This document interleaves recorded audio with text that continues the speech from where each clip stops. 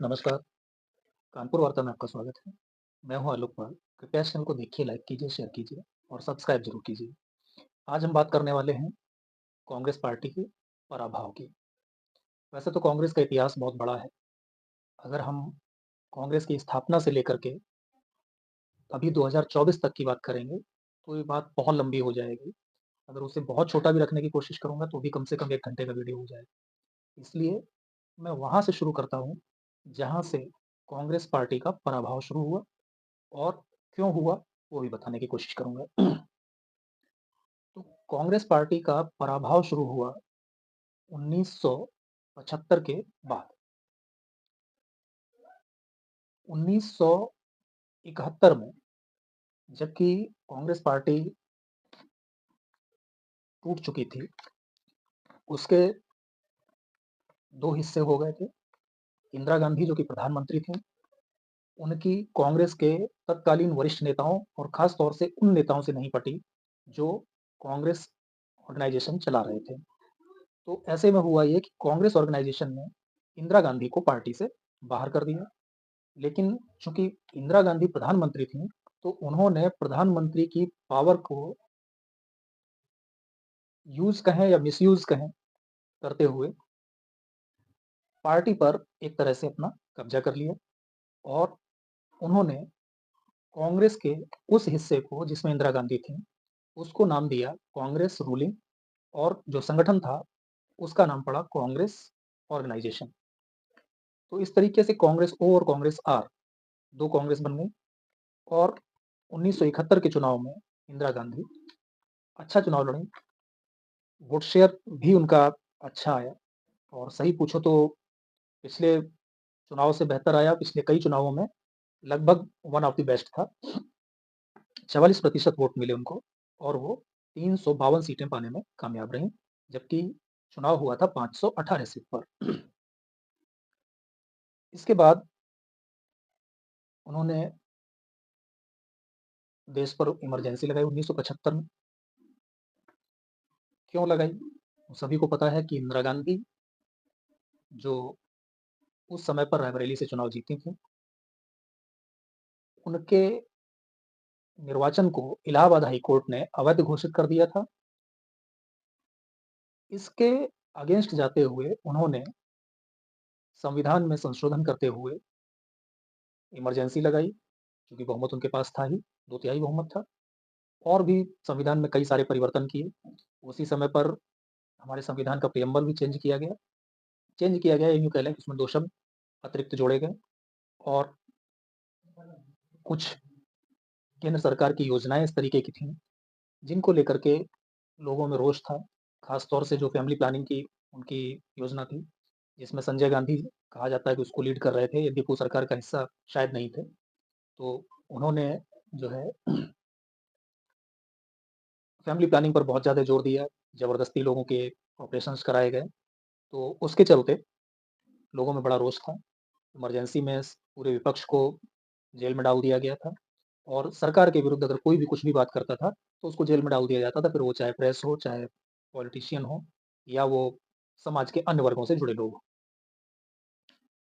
तो 1977 से इनका पराभव शुरू हुआ, विशेष रूप से यद्यपि 80 और 84 में कांग्रेस को बहुत अच्छा वोट मिला और बहुत अच्छी सीटें मिली, लेकिन पराभव वास्तव में शुरू हो चुका था वहाँ से। 77 में जब चुनाव हुए, तो सभी विपक्षी दलों ने मिल करके एक पार्टी बनाई।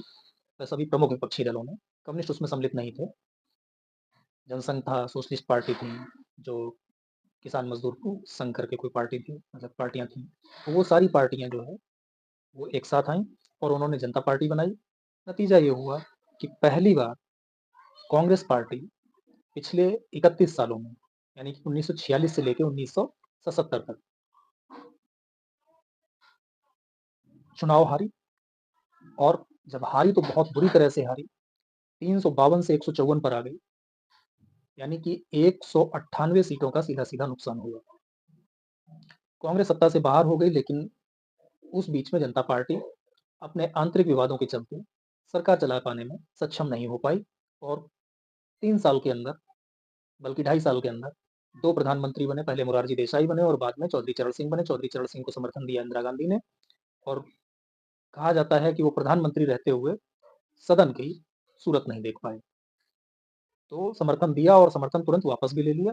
कुल मिला के वो प्रधानमंत्री के रूप में पार्लियामेंट में वो कभी नहीं आ पाए। जब 1980 में जनता दल में विघटन हो गया, सरकार गिर गई, दोबारा चुनाव हुए, तो कांग्रेस पार्टी ने जनता के बीच में एक नारा दिया कि केवल कांग्रेस पार्टी ही है जो देश में एक स्थायी सरकार और सफल सरकार चला सकती है। इन लोगों के बस की बात नहीं है और जनता को ये बात समझ में आई और कांग्रेस पार्टी ने एक बार बहुत जबरदस्त बाउंस बैक किया और ये बाउंस बैक ऐसा था जिसमें कांग्रेस पार्टी को लगभग 8% वोट शेयर बढ़ा और 353 सीटें जीतने में कामयाब हुई। यानी कि वो 1971 वाली स्थिति में वापस आ गई। इंदिरा गांधी फिर से प्रधानमंत्री बनी। इस बीच में इंदिरा गांधी ने जो तुष्टीकरण की एक नीति थी और जो दूसरों को निपटाने की नीति थी, तो उसके चलते उन्होंने पंजाब में भी वही खेल करने का कोशिश किया जो वो कर रही थी उससे पहले मुसलमानों के लिए।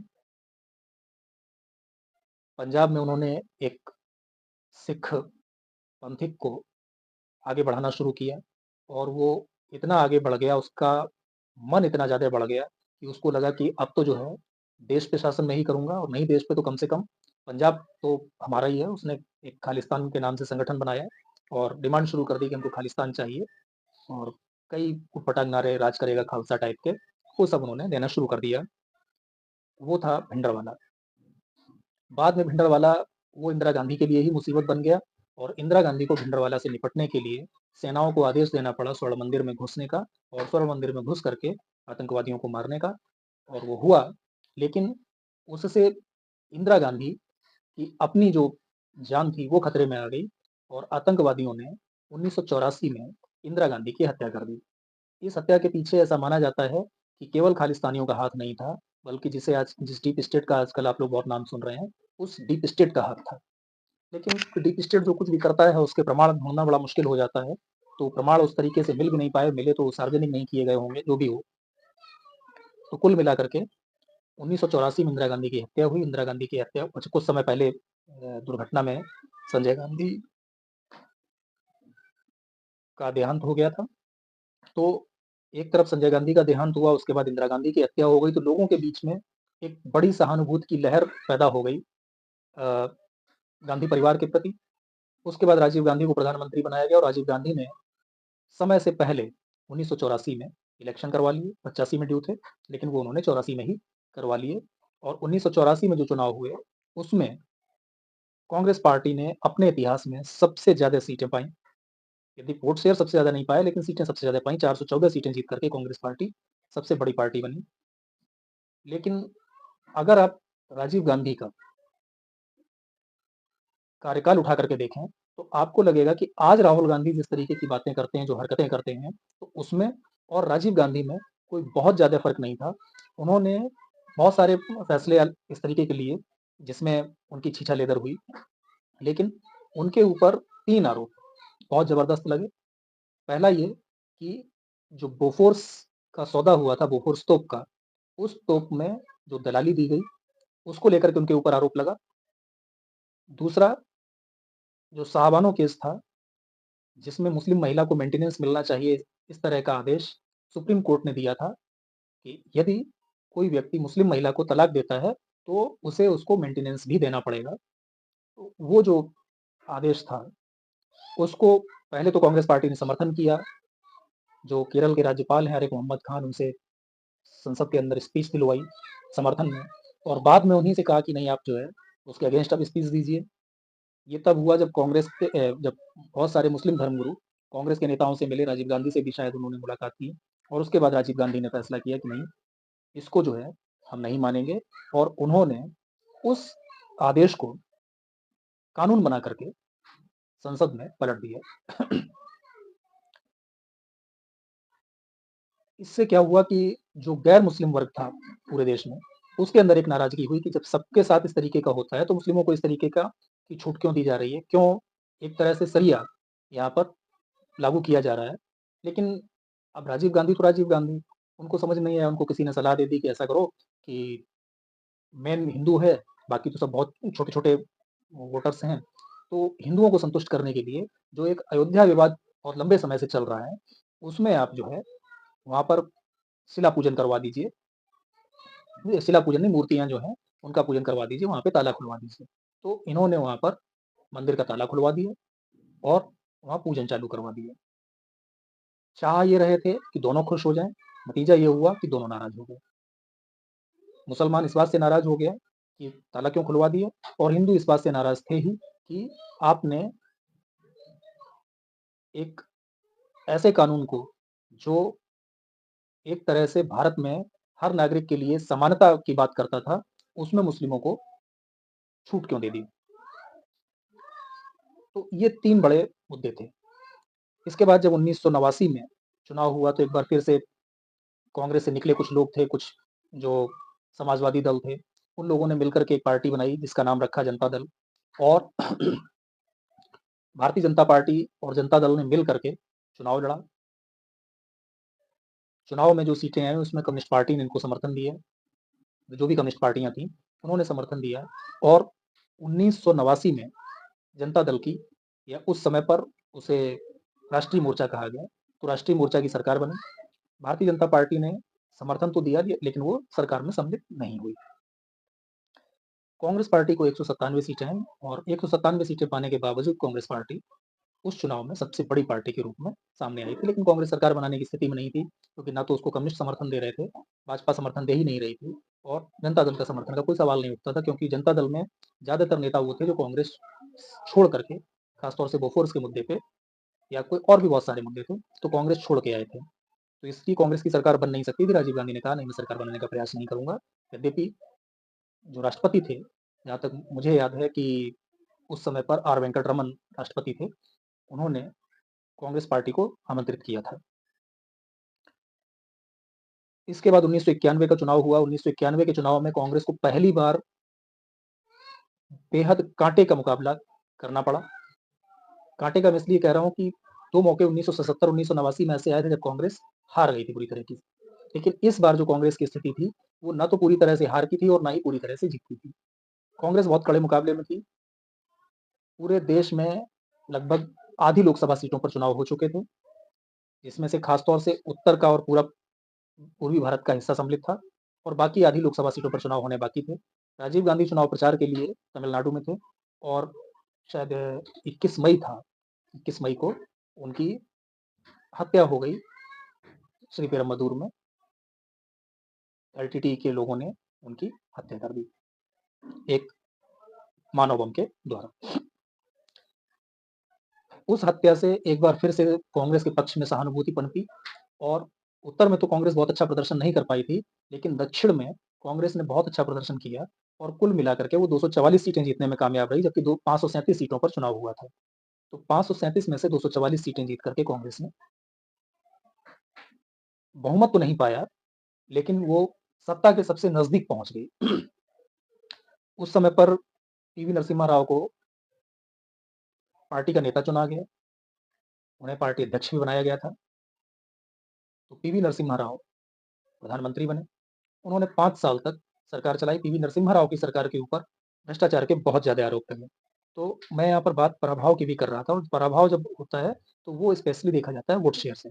तो 1977 में कांग्रेस का वोट शेयर जो 34% पे आया था, 80 और 84 में फिर से 40 को पार कर गया था, 42 और 46 हो गया था क्रमशः, वो घट करके 40 के नीचे फिर से आ गया 89 में 39%, और 91 में वो घट करके हो गया 36%। सीटें भले ही कांग्रेस पार्टी को बहुत ज्यादा मिल गई, 244 मिल गई, लेकिन उसका जो वोट शेयर था वो घट करके 36% रह गया। नरसिम्हा राव की सरकार के ऊपर भ्रष्टाचार के बहुत सारे आरोप लगे, सांसदों की खरीद फरोख्त के आरोप लगे, कई आरोप लगे। कुल मिलाकर के ये हुआ कि जब 1996 का चुनाव हुआ, तो किसी भी पार्टी को बहुमत नहीं मिला। कांग्रेस पार्टी को केवल 140 सीटें मिली, और उसका जो वोट शेयर था वो पहली बार घट करके 30% से नीचे आ गया, और 28% वोट पाने में कांग्रेस कामयाब हो पाई। कांग्रेस ने, जिन मैं आत्मघाती कदमों की बातें कर रहा हूँ, आत्मघाती नीतियों की बातें कर रहा हूँ, तो हुआ ये कि भारतीय जनता पार्टी सबसे बड़ा दल बनकर के उभरी। शायद 1 या 2 सीट का ही अंतर था कांग्रेस में और बीजेपी में। राष्ट्रपति ने अटल बिहारी वाजपेयी को सरकार बनाने के लिए बुला लिया, चूँकि सबसे बड़ा दल था। अटल बिहारी वाजपेयी ने शपथ भी ली, उन्होंने समर्थन जुटाने का पूरा प्रयास किया, वो समर्थन जुटाने में नाकामयाब रहे और 13 दिन के बाद, चूँकि 15 दिन का समय दिया गया था बहुमत साबित करने के लिए, 13 दिन बाद जब उन्होंने देखा कि बहुमत साबित नहीं कर पाएँगे, समर्थन उनके पक्ष में नहीं है, तो उन्होंने इस्तीफा दे दिया। कांग्रेस पार्टी ने इस बीच में इन 13 दिनों में डील की जनता दल के घटकों के साथ में। जनता दल टूट चुका था, तो जनता दल के अलग-अलग घटकों के साथ में डील की और एचडी देवगौड़ा, जो उस समय कर्नाटक के शायद मुख्यमंत्री थे या मुख्यमंत्री नहीं भी थे तो कर्नाटक के बड़े नेता थे। अब इतना मुझे याद नहीं कि उस समय वो मुख्यमंत्री थे कि नहीं थे। तो एचडी देवगौड़ा जो कि जनता दल के नेता चुने गए, उनको समर्थन दिया और उनकी सरकार बनवा दी। और कांग्रेस की जो प्रवृत्ति थी, चाहे वो 80 में रही हो, चाहे वो 89 में रही हो, कि पहले जो सरकार चल रही है उसको गिराओ, फिर उसके एक धड़े को समर्थन दो और कुछ दिन बाद सरकार गिरा दो। तो यहाँ पर उसने वही किया कि बीजेपी की सरकार बनने नहीं दी, चलने नहीं दी और चलने यूँ नहीं दी कि उसने कहा कि हम आपको समर्थन करेंगे जनता दल से, आप सरकार बनाइए। जनता दल ने सरकार बनाई और मेरे ख्याल से वो 9-10 महीने सरकार चली, वो सरकार गिर गई। इसके बाद इंद्र कुमार गुजराल को नेता चुना गया। फिर कांग्रेस ने एक बार कहा कि चलो आप एचडी देवगौड़ा को हटाइए तो मैं समर्थन देने को तैयार हूँ। तो कांग्रेस ने फिर से समर्थन दिया। इंद्र कुमार गुजराल की सरकार भी ऐसी चली। तो कुल मिलाकर के वो लगभग 1.5 साल सरकारें चली दोनों मिलाकर के और 98 में दोबारा से चुनाव कराने पड़े। कांग्रेस ने दोनों सरकारों से समर्थन वापस ले लिया। जब 98 में दोबारा से चुनाव हुआ, तो कांग्रेस पार्टी को 141 सीटें मिली और उसका जो वोट शेयर था, वो था 25%। यानी कि 140 जब मिली थी, तब उसका वोट शेयर था 28, अब घट करके हो गया 25। बीजेपी एक बार फिर से सबसे बड़ी पार्टी थी। इस बार बीजेपी ने बहुमत को अरेंज कर लिया। 13 महीने तक बीजेपी की सरकार चली, लेकिन कांग्रेस पार्टी ने इन 13 महीनों में पूरी कोशिश की कि सरकार किसी न किसी तरीके से गिरा दी जाए और गिराई। जो समर्थक दल थे भारतीय जनता पार्टी को, उनको अपने पक्ष में किया और सरकार गिर गई। उस समय पर प्रयास किया गया कांग्रेस द्वारा खुद प्रधानमंत्री बनने का, लेकिन जो दूसरे दल थे, वो उस समय पर उन्हें थर्ड फ्रंट कहा जाता था। तो जो थर्ड फ्रंट के दल थे, वो कांग्रेस को समर्थन देने को तैयार नहीं हुए और फिर एक बार फिर से चुनाव हुआ 1999 में। 1999 में जब चुनाव हुआ तो कांग्रेस की सीटें और घट गईं। यद्यपि वोट शेयर उसका थोड़ा-सा बढ़ गया, वापस 28 पे आ गए, लेकिन सीटें उनकी और घट गईं और इस बार भारतीय जनता पार्टी अपना कार्यकाल पूरा करने में कामयाब रही। अटल बिहारी वाजपेयी प्रधानमंत्री बने। 2004 में जब फिर से चुनाव हुआ, तो कांग्रेस का वोट शेयर एक बार फिर गिरा, 26% हुआ, सीटें 145 थीं, बीजेपी की सीटें 138 या 139 थीं, 6 या 7 सीटों का अंतर था। चूँकि इस बार स्थिति ऐसी थी कि जो बाकी थर्ड फ्रंट के दल थे, वो एकजुट नहीं थे, तो वो कांग्रेस के समर्थन में आ गए। सोनिया गांधी को प्रधानमंत्री बनाने का निर्णय लिया गया, लेकिन जो कुछ कानूनी अड़चनें थीं, उसके चलते राष्ट्रपति ने सोनिया गांधी को शपथ दिलाने से इनकार कर दिया। यद्यपि कांग्रेस ने प्रचारित किया कि सोनिया गांधी ने त्याग कर दिया, त्याग कुछ नहीं कर दिया था। वास्तविकता ये थी कि उसमें कानूनी अड़चनें, तो राष्ट्रपति ने कानूनविदों की सलाह ली और सलाह लेने के बाद ये फैसला किया कि वो सोनिया गांधी को शपथ नहीं दिलाएंगे। फिर सोनिया गांधी ने मनमोहन सिंह को प्रधानमंत्री के लिए चुना और मनमोहन सिंह प्रधानमंत्री बने। मनमोहन सिंह के प्रधानमंत्री बनने पर कांग्रेस पार्टी ने, यूं कहें सोनिया गांधी ने, एक बड़ा ही अजीब सा निर्णय लिया और एक एक्स्ट्रा कॉन्स्टिट्यूशनल अथॉरिटी बना करके तैयार कर दी और वो थी नेशनल एडवाइजरी कमेटी, जिसको बहुत ज़्यादा पावर दिए गए और मतलब बहुत ज़्यादा को आप इस तरीके से समझिए कि जो एनएसी थी, वो कैबिनेट में कोई निर्णय हो, उससे पहले उसकी फाइल एनएसी में आती थी। जब एनएसी अप्रूव कर देगी तो कैबिनेट उसको उस पर चर्चा करेगी, उसको पास करेगी। अगर एनएसी ने ना कर दिया तो कैबिनेट में जाएगा ही नहीं और अगर एनएसी ने हाँ कर दिया तो कैबिनेट की हैसियत नहीं थी उसको नकार देने की, जिसकी अध्यक्ष बनी सोनिया गांधी। यानी कि सोनिया गांधी उस समय पर सुपर प्राइम मिनिस्टर हो गई। फिर 2009 का चुनाव हुआ।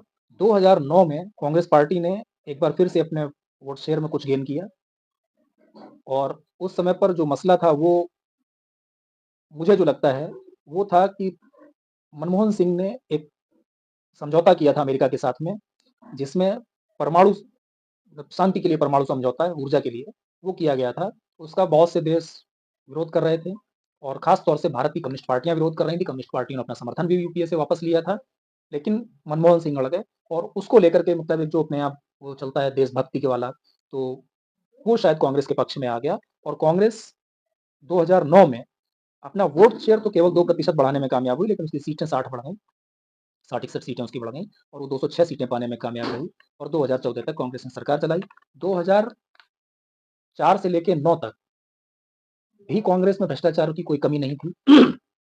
लेकिन 9 से लेकर 14 तक तो भ्रष्टाचार का बोलबाला हो गया। उस समय पर कोल स्कैम हुआ, 2G स्कैम हुआ, रॉबर्ट वाड्रा के केस थे और भी बहुत सारी बातें हुई। इस तरीके से बड़े-बड़े स्कैम सामने आए।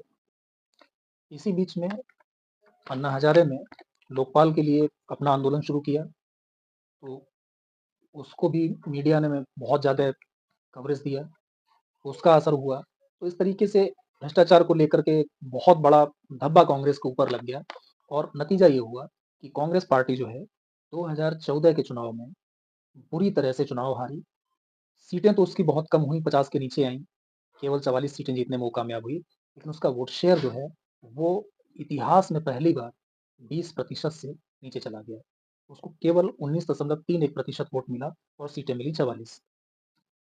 ये वो समय था जब राहुल गांधी कांग्रेस में नेता के रूप में उभर चुके थे और ऐसा माना जा रहा था कि अगर कांग्रेस पार्टी रिपीट करती है सत्ता, तो इस बार प्रधानमंत्री राहुल गांधी बनेंगे। खैर इसके बाद 9 से 14 तक का कार्यकाल रह, चूंकि 5 साल तक कांग्रेस पार्टी कभी विपक्ष में बैठी नहीं थी, तो कांग्रेस पार्टी ने साल 1.5 साल तो ठीक-ठाक चलने दिया। लेकिन उसके बाद जो कांग्रेस पार्टी ने विपक्ष के रूप में प्रदर्शन किया, वो बहुत ही नकारा, घटिया और सच पूछिए तो निंदनीय था। कांग्रेस पार्टी को यही समझ में नहीं आया 1 डेढ़ साल के बाद में कि वो सरकार का विरोध कर रही है कि देश का विरोध कर रही है। मतलब बीजेपी का विरोध करते-करते, सरकार का विरोध करते-करते कांग्रेस इस स्तर पर चली गई कि वो देश का ही विरोध करने लगी और नतीजा ये हुआ कि जब 2019 का चुनाव हुआ तो उससे पहले 2 घटनाएँ हो गई। एक तो कांग्रेस ने एक एक आतंकी हमला पहले किया, जिसके जवाब में भारत ने सर्जिकल स्ट्राइक कर दी और इसके बाद जो सीआरपीएफ के जवानों की बस पर हमला किया, जिसमें 40 से के आसपास सीआरपीएफ के जवान मारे गए। उसके बाद भारत ने जो एयर स्ट्राइक की, उससे और ज़्यादा माहौल बदल गया और कांग्रेस की स्थिति बिल्कुल खराब हो गई। तो 2019 के चुनाव में कांग्रेस अपनी सच पूछिए तो देश विरोधी नीतियों के चलते एक बार फिर से करीब-करीब उसी स्थिति में रह गई जिसमें 2014 में आई थी। वोट शेयर के लिहाज से भी और सीटों के लिहाज से भी। उसकी सीटें केवल 53 आईं और वोट शेयर भी लगभग उतना ही आया जितना पिछले चुनाव में था। केवल 0.18% का उसको ग्रोथ मिला। और अभी जो 2024 के चुनाव हुए, इसमें इस बार कांग्रेस पार्टी ने क्या किया कि पूरे देश में जहाँ-जहाँ संभव था, वहाँ-वहाँ क्षेत्रीय दलों के साथ गठबंधन किया। यद्यपि वो कांग्रेस ने अलग नहीं किया था, एक गठबंधन बनाया था जिसका नाम उन्होंने आईएनडीआई अलायंस रखा और इस आईएनडीआई अलायंस ने देश की लगभग सभी विपक्षी पार्टियों को अपने में समाहित कर लिया। 1-2 पार्टियाँ छोड़ दें और बाकी का कोई वजूद नहीं था। जैसे उत्तर प्रदेश में समाजवादी पार्टी सम्मिलित हो गई, आरएलडी सम्मिलित हो गई, बिहार में जनता दल सम्मिलित हो गया और शुरू में जो जेडीयू है, वो भी सम्मिलित हुआ। पश्चिम बंगाल में तृणमूल कांग्रेस हो गई, पंजाब में आम आदमी पार्टी हो गई और तमिलनाडु में जो है डीएमके उसका हिस्सा थी। इस तरीके से पूरे देश में जहाँ भी जो पार्टियाँ सशक्त थीं, महाराष्ट्र में एनसीपी और शिवसेना सम्मिलित थे। तो कुल मिलाकर के कांग्रेस ने सभी दलों के साथ गठबंधन किया, हर राज्य में और एक मजबूत चुनाव लड़ा, फ़ोकस्ड चुनाव लड़ा, यानी कि कम सीटों पर चुनाव लड़ा, ज़्यादा सीटें जीतने की कोशिश की, लेकिन उसकी कोशिश बहुत ज़्यादा कामयाब हुई नहीं और कांग्रेस पार्टी को केवल 99 सीटें मिली, जबकि उसका वोट शेयर जो है, वो 21% हुआ। यानी कि ये कहा जा सकता है कि पूरी ताकत लगाने के बाद भी कांग्रेस पार्टी जहाँ थी, करीब-करीब वहीं बनी रही। इस बीच में कांग्रेस पार्टी ने जो नीतियाँ अपनाई, उनमें अगर आप जाएँगे, तो 90 के दशक में कांग्रेस पार्टी ने अक्सर उन पार्टियों को सहयोग दिया, जो उसका वोट बैंक लेकर के आगे बढ़ी थी। जैसे समाजवादी पार्टी, यानी या यूँ कह लें जो मुलायम सिंह की पार्टी थी, वो 2-3 नाम शुरुआत में रहे, बाद में वो समाजवादी पार्टी बनी। तो समाजवादी पार्टी को समर्थन दिया कांग्रेस पार्टी ने। उत्तर प्रदेश में उत्तर प्रदेश से खत्म हो गई, थोड़ी बहुत बची थी तो बहुजन समाज पार्टी के साथ समझौता करके वो खत्म हो गई। इसके बाद बिहार में लालू प्रसाद यादव को समर्थन दिया, बिहार में खत्म हो गई। आप ताज़ा उदाहरण लेना चाहें तो दिल्ली का है। दिल्ली में आम आदमी पार्टी जब पहली बार चुनाव लड़ी, तो चूँकि एक बड़ा मीडिया हाइप बना हुआ था, तो उसके चलते आम आदमी पार्टी ने 28 सीटें जीती दिल्ली में, 34 सीटें जीती भारतीय जनता पार्टी ने, 34 थी या 33 थी, जहाँ तक मुझे याद है 34 सीटें थी और 8 सीटें जीतने में कामयाब हुई थी कांग्रेस पार्टी। अब आप सोचिए कि एक पार्टी जो 15 साल से सत्ता में थी, उसकी सीटें घट के 8 हो गई, वोट शेयर बहुत नीचे चला गया और उस पार्टी ने केवल इसलिए कि बीजेपी जो को कहीं से 2 सीट का समर्थन ना मिल जाए, जिससे कि वो सरकार बनाने की में कामयाब ना हो जाए, उसको रोकने के लिए आम आदमी पार्टी को समर्थन दिया और दिल्ली में कांग्रेस पार्टी कम से कम अभी तक की अगर बात की जाए, पिछले 12-13 साल में, तो वो खात्मे की ओर चली गई। दिल्ली में उसने अपना वजूद खत्म कर लिया आम आदमी पार्टी को समर्थन देकर के। इसके अलावा अभी जो कांग्रेस का नेतृत्व है, यानी कि राहुल गांधी, तो राहुल गांधी के बयान, राहुल गांधी की नीतियाँ, वो अभी तक वो नहीं समझ पा रहे हैं पिछले लगभग 7-8 साल में कि वो जो कर रहे हैं, वो भाजपा विरोधी नहीं है, वो सरकार विरोधी नहीं है, बल्कि वो देश विरोधी है। कभी वो देश के बड़े उद्योगपतियों का, अंबानी का, अडानी का विरोध करने पर उतर आते हैं और ऐसे मौकों पर विरोध कर रहे होते हैं, जबकि उनको कहीं विदेश में या देश में कोई बड़ा इन्वेस्टमेंट करना होता है, बड़ा कॉम्पिटिशन करना होता है विदेशी कंपनियों के साथ में, तो वो उनके विरोध में आ जाते हैं। अडानी उनके लिए पता नहीं कौन-सी समस्या बन गए हैं, तो अडानी उनके लिए एक मुद्दा है। इसके अलावा जो भी देश हित की बातें हैं, उसके अगेंस्ट बोलना उनको अपनी ड्यूटी लगता है और उसका नतीजा ये हुआ कि जो लोकसभा में किसी तरीके से एक माहौल बना था कि हाँ, कांग्रेस पार्टी उभर रही है, वो हरियाणा, जम्मू-कश्मीर, महाराष्ट्र और झारखंड, सभी चुनाव में केवल झारखंड को छोड़ छोड़ दें, तो बाकी तीनों राज्यों में कांग्रेस की जो दुर्दशा हुई है, उस दुर्दशा से समझा जा सकता है कि कांग्रेस को किस तरह का समर्थन मिल रहा है। मुझे लगता है कि कांग्रेस पार्टी को अब एक फैसला लेना चाहिए और उन्हें नेहरू गांधी परिवार की छाया से बाहर आकर के नीतिगत विरोध करना शुरू करना चाहिए केंद्र सरकार का या सत्ताधारी दल का। अगर आप नीतिगत विरोध नहीं करेंगे, अनर्गल विरोध करेंगे, केवल विरोध के लिए विरोध करेंगे, यह भी नहीं सोचेंगे कि जो आप विरोध कर रहे हैं, वो वास्तव में किसी पार्टी का विरोध है, किसी सरकार का विरोध है या आप देश का विरोध कर रहे हैं, तो भविष्य में भी स्थिति में कोई बड़ा सुधार होने की संभावना नहीं है। आज की वार्ता में इतना ही। बहुत-बहुत धन्यवाद। आपसे एक बार फिर से अनुरोध है कि इस चैनल को सब्सक्राइब ज़रूर कीजिए। नमस्कार।